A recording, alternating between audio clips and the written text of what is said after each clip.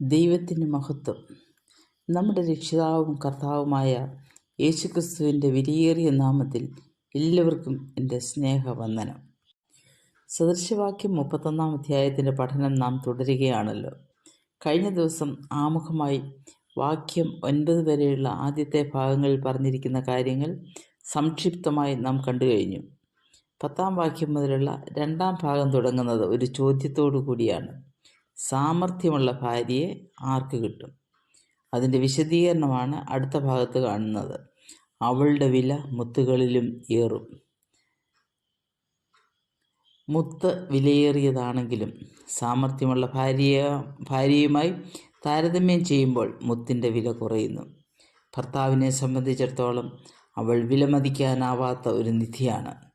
സദൃശവാക്യത്തിൽ ജ്ഞാനത്തെക്കുറിച്ചും വിവേകത്തെക്കുറിച്ചും പറയുമ്പോഴും മുത്തിനോട് താരതമ്യം ചെയ്ത് പറയുന്നുണ്ട്.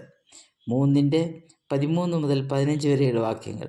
വാക്യം 15: അത് മുത്തുകളിലും വിലയേറിയത്, നിന്റെ മനോഹര വസ്തുക്കളൊന്നും അതിന് തുല്യമാകുകയില്ല. വീണ്ടും 8:11 ജ്ഞാനത്തെക്കുറിച്ച് പറഞ്ഞിരിക്കുന്നത്, ജ്ഞാനം മുത്തുകളേക്കാൾ നല്ലതാകുന്നു, മനോഹരമായതൊന്നും അതിന് തുല്യമാകുകയില്ല.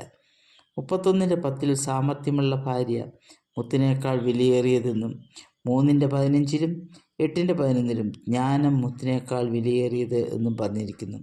മുത്തിനേക്കാൾ വിലയുള്ളത് എന്നൊന്നില്ലാത്തതിനാലാണ് ഇവിടെ മുത്തുമായി താരതമ്യം ചെയ്യുന്നത്. ഇവിടെ ജ്ഞാനത്തെയും സാമർഥ്യമുള്ള ഭാര്യയെയും ഒരേ വസ്തു കൊണ്ട് താരതമ്യം ചെയ്തിരിക്കുന്നതിനാൽ സാമർഥ്യമുള്ള ഭാര്യയെ ജ്ഞാനിയായവൾ എന്ന് വിളിക്കാവും. സദൃശവാക്യം 14:1: സ്ത്രീകളിൽ ജ്ഞാനമുള്ളവൾ തൻ്റെ വീട് പണിയുന്നു. അതായത് ഭവനം, ഹോം പണിയുന്ന വിഷയത്തിൽ സാമർഥ്യമുള്ള ഭാര്യയ്ക്ക് വലിയ പങ്കുണ്ട്.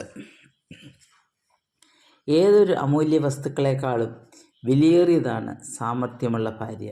അവൾ ജ്ഞാനത്തിൻ്റെ നിറകുടമാണ്. ഈ അധ്യായം നാം മുന്നോട്ട് പഠിക്കുമ്പോൾ അവളുടെ വാക്കുകളും പ്രവർത്തനങ്ങളും മാത്രമല്ല, അവളുടെ ചെറിയ ചലനം പോലും ജ്ഞാനത്തിൽ അധിഷ്ഠിതമാണെന്ന് മനസ്സിലാക്കാം. അവളുടെ പ്രവർത്തന മേഖലയിൽ ഭർത്താവുമായുള്ള ബന്ധത്തിൽ, സമൂഹത്തോടുള്ള ബന്ധത്തിൽ, മക്കളോടുള്ള ബന്ധത്തിൽ, വീട്ടുജോലിക്കാരോടുള്ള ബന്ധത്തിൽ മാത്രമല്ല, എളിയവരോടുള്ള ബന്ധത്തിലും ജ്ഞാനം പ്രതിഫലിക്കുന്നതായി കാണാം. മുത്തിന് വില കൽപ്പിക്കാം, എന്നാൽ അവളുടെ വ്യക്തിത്വത്തിന് വില കൽപ്പിക്കുവാൻ സാധിക്കുകയില്ല. മുകളിൽ പറഞ്ഞിരിക്കുന്ന വാക്യങ്ങളെ സാധൂകരിക്കുന്നതാണ് സദൃശവാക്യം 12:4. സാമർഥ്യമുള്ള സ്ത്രീ ഭർത്താവിനൊരു കിരീടം, നാണം കെട്ടവളോ അവൻ്റെ അസ്ഥികൾക്ക് ദ്രവത്വം. കിരീടം പദവിയെ സൂചിപ്പിക്കുന്നു. ഭർത്താവിന് ലഭിച്ച ഈ പദവിയുടെ അടിസ്ഥാനം എന്താണ്? അതിൻ്റെ അടിസ്ഥാനം അവന് ലഭിച്ച സാമർഥ്യമുള്ള ഭാര്യയാണ്. ഈ കിരീടം അവൻ സ്വയപ്രയത്നത്താൽ ആർജിച്ചതല്ല, മറിച്ച് തൻ്റെ ഭാര്യ എന്ന നിധി തന്നെയാണ്. ഭാര്യമാരായ നാം ഓരോരുത്തരും സ്വയം ശോധന കഴിക്കാം. നാം നമ്മുടെ ഭർത്താക്കന്മാർക്കൊരു കിരീടം ആയിരിക്കുന്നുവോ, അതോ അസ്ഥികൾക്ക് ദ്രവത്വമാണോ? ഇതുപോലെ കിരീടമായിരിക്കുന്ന ഭാര്യയെക്കുറിച്ചാണ് സദൃശവാക്യം 18:22 പ്രതിപാദിച്ചിരിക്കുന്നത്. ഭാര്യയെ കിട്ടുന്നവന് നന്മ കിട്ടുന്നു, യഹോവയോട് പ്രസാദം ലഭിച്ചുമിരിക്കുന്നു.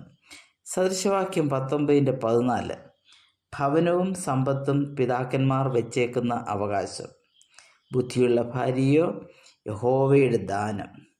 ഈ ബുദ്ധിയുള്ള ഭാര്യ യഹോവയുടെ പ്രസാദത്താൽ അവന് ലഭിച്ച നന്മയാണ്.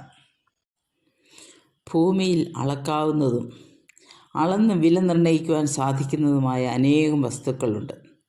അവയെല്ലാം ദൃശ്യങ്ങളാണ്. എന്നാൽ ദൈവപ്രസാദവും ദൈവിക അനുഗ്രഹങ്ങളും അദൃശ്യങ്ങളാണ്. അതിന് വില കൽപ്പിക്കുവാൻ സാധ്യമല്ല. ആഗ്രഹിച്ചിട്ടും ലഭിക്കാത്തവയെ മാത്രം അനുഗ്രഹങ്ങളായി വ്യാഖ്യാനിച്ച് അവയുടെ നഷ്ടദുഃഖത്തിൽ ജീവിക്കുന്നവർക്ക് പ്രാർത്ഥിക്കാതെ പോലും വന്നു ചേരുന്ന നന്മകൾ ആസ്വദിക്കാനാവില്ല.